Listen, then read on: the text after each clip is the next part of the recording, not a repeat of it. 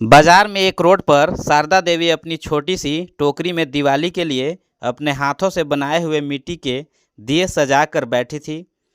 कुछ सादे थे, कुछ पर रंगों से छोटी छोटी कलाकारी की गई थी। तभी इसी भीड़ में एक साधारण सी गाड़ी रुकी, जिसमें से हल्के पीले सूट में एक लड़की उतरी।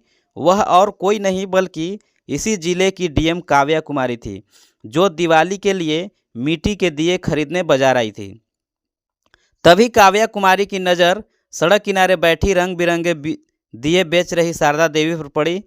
काव्या सीधा उन्हीं के पास पहुंची। जमीन पर बैठते हुए उसने मुस्कुराकर पूछा, अम्मा, यह दिए कैसे दे रही हैं?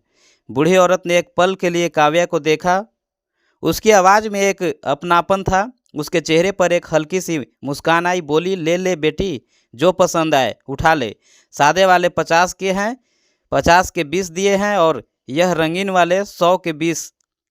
काव्या ने दियों को अपने हाथ में उठाया और कहा, अम्मा, आप बहुत सुंदर दिए बनाती हैं, यह सारे रंगीन वाले मुझे दे दीजिए।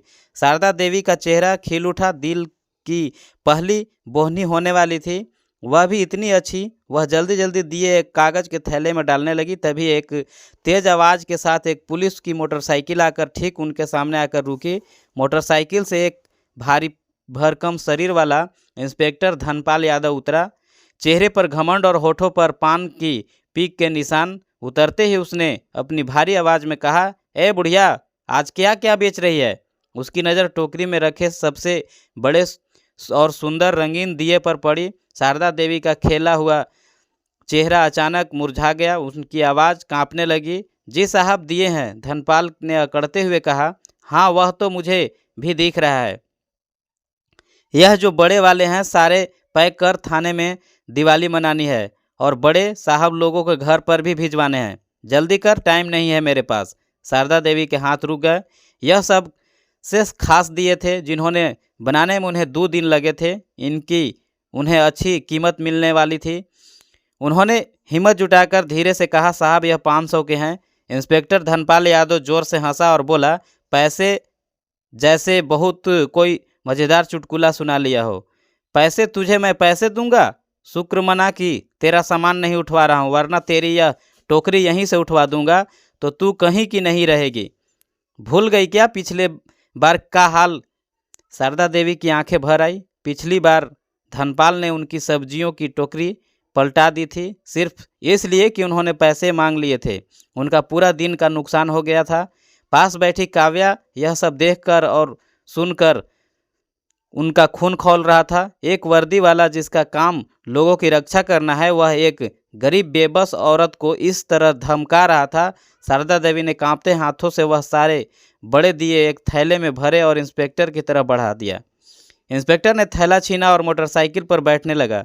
तभी शारदा देवी ने रोती आवाज़ में कहा, साहब, घर में पोता बीमार है, दवा के पैसे नहीं है, आज की बोहनी भी नहीं हुई है, कुछ तो दे दीजिए साहब, भगवान आपका भला करेगा। यह सुनना था कि इंस्पेक्टर धनपाल आग बबूला हो गया। वह मोटरसाइकिल से उतरा और गुस्से में शारदा देवी की तरफ बढ़ा और गुस्से में बोला, बहुत जबान चलाने लगी हो, पैसे चाहिए तुझे? रुक, मैं अभी देता हूँ। पैसे उसने आगे बढ़ाकर दिया से भरी टोकरी पर जोर से लात मारी। सारे मिट्टी के दिए और शारदा देवी की दिन भर की मेहनत, उनकी उम्मीदें सब एक पल के में सड़क पर बिखर कर चूर चूर हो गई। टूटे हुए दियों के टुकड़े ऐसे बिखरे थे जैसे शारदा देवी का दिल टूटकर बिखर गया हो। इंस्पेक्टर ने गरजते हुए बोला, यह है तेरे पैसे, ले। अब अगर कल यहाँ बैठी दिखी तो सीधा हवालात में डाल दूंगा, समझी? धनपाल यादव गुर्राया और अपनी मोटरसाइकिल स्टार्ट करके तेजी से चला गया। पूरा बाजार एक पल के लिए सन्न रह गया। सब ने देखा लेकिन किसी ने कुछ नहीं कहा। सब जानते थे कि इंस्पेक्टर धनपाल से उलझने का मतलब अपनी आफत को बुलाना है। शारदा देवी बिखरे हुए दियों को देखकर बिलख बिलख कर रोने लगी।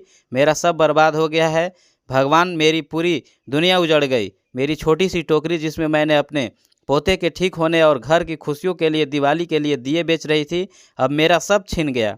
ऐसा लगता है जैसे हमारी दिवाली की ही चली गई। काव्या का दिल दर्द से भर गया। वह तुरंत शारदा देवी के पास गई और उनके कंधों पर हाथ रखकर उन्हें उठाया। शांत हो जाइए अम्मा, हिम्मत रखिए। उसने आसपास के लोगों की तरफ देखा।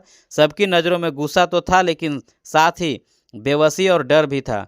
काव्या ने थोड़ी ऊंची आवाज़ में कहा, आप लोगों ने यह सब देखा? एक दुकानदार धीरे से बोला। बेटी, हम हर रोज़ देखते हैं, यह इंस्पेक्टर हर छोटे दुकानदार से सामान लेता है और बिना पैसे दिए ऐसे ही चला जाता है। जो नहीं देता उसके साथ यही होता है। कोई कुछ नहीं कर सकता क्योंकि वह पुलिस वाला। काव्या ने शारदा देवी को पानी पिलाया, फिर अपने पर्स से 10,000 निकालकर उनकी हथेली पर रख दिया। अम्मा, यह रखिए, यह आपके नुकसान की भरपाई तो नहीं कर सकते, लेकिन शायद थोड़ी मदद हो जाएगी। शारदा देवी ने पैसे लेने से मना कर दिया। नहीं बेटी, मैं भीख नहीं ले सकती, तूने मेरे लिए इतना सोचा यही बहुत है। काव्या ने ज़बरदस्ती पैसे उनके हाथ में थमाए। यह भीख नहीं है अम्मा, यह आपकी मेहनत का सामान है और मैं आपसे वादा करती हूँ, जिसने आपके दिल को तोड़े हैं उसका घमंड भी ऐसे ही टूटेगा, उसे सज़ा ज़रूर मिलेगी। शारदा देवी ने नम आंखों से काव्या को देखा। तुम नहीं जानती बेटी, वह बहुत खतरनाक आदमी है, उनके पीछे बड़े बड़ों का हाथ है। तुम इस चक्कर में मत पड़ो, वह तुम्हारा भी नुकसान कर देगा। काव्या बस मुस्कुराई। आप मेरी चिंता मत कीजिए अम्मा, बस आप मुझे अपना पता दीजिए। थोड़ी हिचकिचाहट के बाद शारदा देवी ने उसे अपने झोपड़ी से बने घर का पता बताया। काव्या ने वादा किया कि वह कल उनसे मिलने जाएगी और वहाँ से चली गई। लेकिन उसका दिमाग अब शांत नहीं था। उसके चेहरे का अंदर एक तूफान चल रहा था। एक जालिम इंस्पेक्टर, डरे हुए लोग और बिखरे हुए दिए, यह तस्वीर उसकी आंखों के सामने हट ही नहीं रही थी। अगले दिन सुबह काव्या अपने ऑफिस पहुंची, लेकिन आज वह अपनी डीएम वाली कुर्सी पर नहीं बल्कि एक मिशन पर थी। उसने सबसे पहले शहर की एसपी आलिया राठौर को फ़ोन किया। आलिया एक तेज तर्रार और ईमानदार आईपीएस ऑफिसर थी। काव्या और आलिया की अच्छी दोस्ती भी थी। आलिया, मैं काव्या बोल रही हूँ, एक बहुत ज़रूरी काम है, क्या तुम 10 मिनट में मेरे ऑफिस में आ सकती हो? काव्या की आवाज़ में एक गंभीरता थी। ठीक है, मैं आती हूँ। 10 मिनट बाद एसपी आलिया राठौर काव्या के केबिन में थी। सब ठीक तो है? तुम बहुत टेंशन में लग रही हो। काव्या ने उसे कल बाजार में हुई पूरी घटना बताई और ऐसे इंस्पेक्टर धनपाल यादव ने उस बूढ़ी औरत के साथ बदतमीजी की और उसके सारे दिए तोड़ दिए। सब सुनकर आलिया की आंखों में भी गुस्सा उतर आया। धनपाल यादव की शिकायतें पहले भी आई है, लेकिन कभी कोई पुख्ता सबूत नहीं मिला। वह बहुत शातिर है, आलिया ने कहा, और उनके ऊपर एक लोकल नेता एमएलए बहादुर रेड्डी का हाथ है, इसलिए उस पर कोई सीधी कार्रवाई करना मुश्किल है। मुझे पता है, काव्या ने कहा, इसलिए मैं उसे रंगे हाथों पकड़ना चाहती हूँ। मेरे पास एक प्लान है, लेकिन इससे मुझे तुम्हारी मदद चाहिए होगी। काव्या ने अपना पूरा प्लान आलिया को समझाया। प्लान सुनकर आलिया की आंखों में एक चमक आई। ज़बरदस्त प्लान है, यह काम आज ही होगा। मैं अपनी सबसे भरोसेमंद टीम को इस काम पर लगाती हूँ, तुम चिंता मत करो। आज धनपाल यादव का कानून से सामना जरूर होगा। शाम ढल रही थी। बाजार फिर से सज चुका था। शारदा देवी आज डर के मारे बाजार नहीं आई थी, लेकिन काव्या के वादे पर उन्होंने थोड़ा भरोसा था। उधर बाजार में कल वाली जगह पर आज एक ठेला लगा हुआ था। ठेले पर रंग बिरंगी छोटे बड़े पटाखे सजे थे और ठेले के पीछे एक 45 साल की औरत खड़ी थी और उसके साथ एक लड़का भी था जो ग्राहकों को सामान दिखा रहा था। यह कोई और नहीं बल्कि एसपी आलिया की टीम के 2 पुलिसकर्मी मंजू और अभिषेक थे, जो भेष बदलकर वहां मौजूद थे। बाजार में सब्जी वाले, चाय वाले और दूसरे ग्राहकों के रूप में भी कई पुलिस कर्मी फैल चुके थे। हर किसी के पास एक छिपा हुआ माइक्रो कैमरा और ईयर पीस था। काव्या और एसपी आलिया पास ही एक गाड़ी में बैठे थे, जिसमें से बाजार का हर कोना साफ दिख रहा था। उसने सामने एक लैपटॉप रखा था जिस पर उनकी सभी कैमरों की लाइव फीड आ रही थी। मैडम, सब अपनी पोजीशन पर हैं। एक पुलिसकर्मी की आवाज़ आलिया के इधर फीस में गूंजी। गुड, बस इंतजार करो, आलिया ने जवाब दिया। घड़ी की सुई आगे बढ़ रही थी। सबका दिल जोर जोर से धड़क रहा था।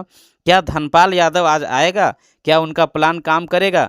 तभी दूर से वही जानी पहचानी मोटरसाइकिल की आवाज़ आई। काव्या धीरे से बोली, वह आ रहा है। इंस्पेक्टर धनपाल यादव अपनी उसी अकड़ के साथ आया। उसकी नजरें शारदा देवी को ढूंढ रही थी। जब वह नहीं दिखी तो उसके चेहरे पर एक कुटिल मुस्कान आई। लगता है बुढ़िया डर गई। अच्छा है। उसकी नज़र पटाखे वालों नए ठेले पर पड़ी। वह सीधा ठेले के पास गया और उसने रौब से पूछा, कौन हो तुम लोग, और वह बुढ़िया कहाँ है जो यहाँ बैठती थी? भेष बदले हुए पुलिसकर्मी महिला ने कहा, साहब, हम नहीं जानते किसी बुढ़िया को। यहाँ जगह खाली थी तो हमने ठेले लगा दिया। बताइए साहब, क्या सेवा करें? धनपाल की नज़र ठेले पर रखे महंगे बड़े पटाखे के सेट पर पड़ी। उसने हुक्म दिया, यह वाला सेट पैक कर मेरे बच्चों के लिए घर ले जाना है। अभिषेक ने कहा, जी साहब, 500 का है। धनपाल ने उसे घूर कर देखा। पैसे? मुझसे पैसे मांगेगा? जानता नहीं मैं कौन हूँ? तुम लोगों को इस बाजार में धंधा करना है या नहीं? पुलिसकर्मी को अभिषेक ने जानबूझकर उसे उकसाना शुरू कर दिया। साहब, हम तो गरीब लोग हैं, पेट पालना होता है। आप तो बड़े अफसर हैं, आप ही रहम नहीं करेंगे तो कौन करेगा? इंस्पेक्टर धनपाल ने अकड़ते हुए बोला। जुबान लड़ाता है मेरे साथ? धनपाल का पारा चढ़ गया। उसने उस आदमी का कॉलर पकड़ लिया। चल निकाल, आज दिन भर में जितनी कमाई की है सब निकाल। आज तुझे मैं बताऊंगा कि पुलिस से जुबान लड़ाने का नतीजा क्या होता है। गाड़ी में बैठी काव्या ने आलिया की तरफ देखा। अब आलिया ने अपने ईयरपीस पर कमांड किया, मूव इन नाउ। इससे पहले कि इंस्पेक्टर धनपाल कुछ समझ पाता, चारों तरफ से ग्राहक, सब्जी वाले और चाय वाले बने पुलिसकर्मियों ने उसे घेर लिया और पटाखे बेच रही महिला अभिषेक बना पुलिसकर्मी दोनों अपनी असली पहचान में आ गए। इंस्पेक्टर धनपाल का हाथ पकड़कर उसे झटक दिया। हाथ नीचे कर इंस्पेक्टर। धनपाल यादव हक्का बक्का रह गया। उसे अपनी आंखों पर यकीन नहीं हो रहा था। यह सब क्या हो रहा है? तुम लोग कौन हो? वह चिल्लाया। तभी गाड़ी का दरवाज़ा खुला और एसपी आलिया राठौर अपनी वर्दी में बाहर निकली। उनके पीछे पीछे डीएम काव्या कुमारी भी उतरी। उन्हें देखते ही धनपाल यादव के पैरों तले जमीन खिसक गया। उसका चेहरा सफ़ेद पड़ गया। वह समझ गया कि वह बुरी तरह फंस चुका है। डीएम और मैडम, एसडीएम मैडम, आप यहाँ? उनकी जुबान लड़खड़ाने लगी। काव्या ने अपनी शांत लेकिन सख्त आवाज़ में कहा, हाँ इंस्पेक्टर धनपाल यादव, हम यहीं हैं। तुम्हारा खेल देखने, तुम्हारा वह रूप देखने जो तुम इन गरीब और बेवस लोगों को दिखाते हो। तुम्हारी हर धमकी, हर वसूली कैमरे में रिकॉर्ड हो चुकी है। आलिया ने कहा, तुम्हें तुम्हारे पद का दुरुपयोग करने और जनता को परेशान करने में के जुर्म में गिरफ्तार किया जाता है। दो हवलदार आगे आए, बढ़े और धनपाल के हाथों में हथकड़ी पहना दी। कल तक जो आदमी पूरे बाजार में दहशत का दूसरा नाम था, आज वह एक मुजरिम की तरह सिर झुकाए खड़ा था। बाजार के लोग जो कल तक डर के मारे चुप थे, आज धीरे धीरे बाहर निकल रहे थे। उनकी आंखों में डर की जगह एक उम्मीद की चमक थी। धनपाल को लगा जैसे उसका सब कुछ छिन गया, उसकी इज्जत, उसकी वर्दी, उसका रौब। लेकिन वह इतनी आसानी से हार मानने वाले में से नहीं था। उनके दिमाग में बिजली की तरह अपने आखिरी सहारे का नाम कौन था? एमएलए बहादुर रेड्डी सिंह। जैसे ही पुलिस ने उसे जीप की तरफ ले जाने लगी, वह जोर से चिल्लाया, रुक जाओ, तुम लोग बहुत बड़ी गलती कर रहे हो। तुम जानते नहीं कि मेरे पीछे किसका हाथ है? मैं अभी एमएलए साहब को फ़ोन करता हूँ, 1 मिनट में तुम सब की वर्दी उतरवा दूंगा। उसने अपनी जेब से फ़ोन निकालने की कोशिश की। आलिया ने इशारा किया और एक हवलदार ने उसका फ़ोन छीन लिया। लेकिन धनपाल की धमकी ने हवा में एक नया तनाव घोल दिया था। सब जानते थे कि एमएलए बहादुर रेड्डी कितना दबंग और पहुंच वाला नेता है। वह अपने आदमी को बचाने के लिए कुछ भी कर सकता है, किसी भी हद तक जा सकता है। फिर तुरंत उसी पल काव्या के हाथ में रखे फ़ोन की घंटी बजी। स्क्रीन पर जो नाम चमक रहा था उसे देखकर काव्या और आलिया दोनों एक पल के लिए चौंक गई। कॉलर आईडी एमएलए बहादुर रेड्डी सिंह। काव्या ने आलिया की तरफ देखा। आलिया की आंखों में चिंता की एक लकीरें थी। पूरे बाजार में एक अजीब सी खामोशी छा गई। उधर से एक भारी आवाज़ आई, डीएम साहिबा, मैं विधायक बहादुर रेड्डी बोल रहा हूँ। सुना है तुमने मेरे एक आदमी इंस्पेक्टर धनपाल यादव को पकड़वा लिया है। यह क्या मजाक है? अभी के अभी उसे छोड़ दो, वरना याद रखना तुम्हारा यह तबादला सिर्फ जिले तक ही सीमित नहीं रहेगा। मैं जानता हूँ तुम अपने तबादलों से कितना डरती है। मैं तुम्हें तुम्हारे घर के तहखाने तक पहुँचा सकता हूँ, जहाँ तुम अपने घर वालों के साथ रहकर अपना जीवन गुजारोगी। मेरी शक्ति का अंदाज़ा तुम्हें है ही नहीं। यह दिवाली का तोहफा है मेरी तरफ से। अभी उसे छोड़ दो, वरना कल की सुबह तुम्हारे लिए नहीं होगी। धनपाल यादव की शैतानी मुस्कान और गहरी हो गई। बाजार के लोग डर से सहम हो गए, क्योंकि वे जानते थे कि बहादुर रेड्डी की पहुंच कहां तक है। काव्या ने आंखें बंद की और अपनी सारी घबराहट को एक पल में इकट्ठा किया। जब उसने दोबारा बोलना शुरू किया तो उसकी आवाज़ बर्फ़ की तरह ठंडी और लोहे की तरह मजबूत थी। एमएलए बहादुर रेड्डी जी, जो आपने कहा, पहले तो मैं आपको बताना चाहूँगी कि मैं काव्या कुमारी हूँ और मैं किसी के तबादले या धमकी से डरने वाली नहीं हूँ। और दूसरा, इंस्पेक्टर धनपाल यादव अब आपका आदमी नहीं बल्कि कानूनी की हिरासत में एक अपराधी है। उसने एक गरीब बेबस बूढ़ी औरत के दिए तोड़े हैं, उसकी मेहनत को रौंदा है और जनता से अवैध वसूली की है। और मेरे पास आपके भी सारे सबूत हैं। एमएलए बहादुर रेड्डी का गुस्सा फौरन उन पर जोरदार दहाड़ा बनकर फटा। सबूत? कौन से सबूत? मैं जानता हूँ। यह तुम्हारी और तुम्हारी दोस्त एसपी की कोई चाल है। तुम दोनों को मैं देख लूँगा। तुम दोनों ने मेरी इज्जत पर हाथ डाला है, तुम्हारी नौकरी खा जाऊँगा। मैं अभी मुख्यमंत्री जी को फ़ोन कर रहा हूँ। काव्या ने एक पल भी नहीं गंवाया। वह जानती थी उसे अब पलटवार करना होगा। आप उनसे फ़ोन ज़रूर कीजिए एमएलए साहब, लेकिन फ़ोन करने से पहले मेरी एक बात सुन लीजिए। आपको याद है कुछ महीने पहले आपके खिलाफ ज़मीन घोटाले की फाइल दबी हुई थी। एमएलए बहादुर रेड्डी जी की आवाज़ अचानक धीमी पड़ गई। तुम क्या बकवास कर रही हो? काव्या ने कहा। मैं बकवास नहीं कर रही, वह फाइल अभी भी मेरे दफ्तर के लॉकर में नंबर 3 में सुरक्षित है और उसकी एक कॉपी एसपी आलिया राठौर के पास भी है। अगर इंस्पेक्टर धनपाल यादव को 24 घंटे के अंदर सस्पेंड नहीं किया गया तो उस पर आईपीएस की उचित धाराएं नहीं लगाई गई तो वह फाइल कल तक सुबह 10 बजे मीडिया और विजिलेंस विभाग के पास होगी। तब एमएलए साहब आपकी राजनीति ही नहीं बल्कि आपकी आज़ादी भी खस्ते में होगी। काव्या ने फ़ोन को काट दिया और अपनी जीत पर किसी भी तरह की प्रतिक्रियाएं दिए बिना सीधे आलिया की तरफ देखा। इंस्पेक्टर धनपाल यादव का मुंह खुला रह गया। उनकी शैतानी मुस्कान गायब हो चुकी थी। उसे समझ आ गया था कि उसका आखिरी सहारा भी टूट गया। आलिया ने गर्व से काव्या के हाथ को थपथपाया। वेल डन काव्या, अब इसे यहाँ से ले चलो। पुलिस इंस्पेक्टर धनपाल यादव को जीप में बिठाकर थाने ले गई। बाजार के लोग काव्या और आलिया को देखकर तालियां बजाने लगे। डर का माहौल अब आज़ादी और जीत की खुशी में बदल चुका था।